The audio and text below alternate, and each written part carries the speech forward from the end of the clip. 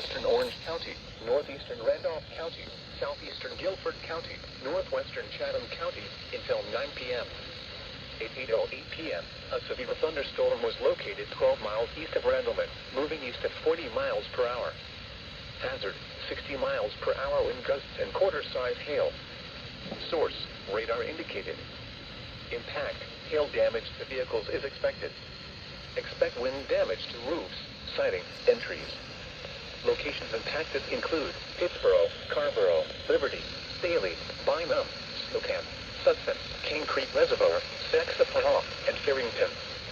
For your protection, move to an interior room on the lowest floor of a building. Large amounts of hail may cover the roadways and result in hazardous driving conditions.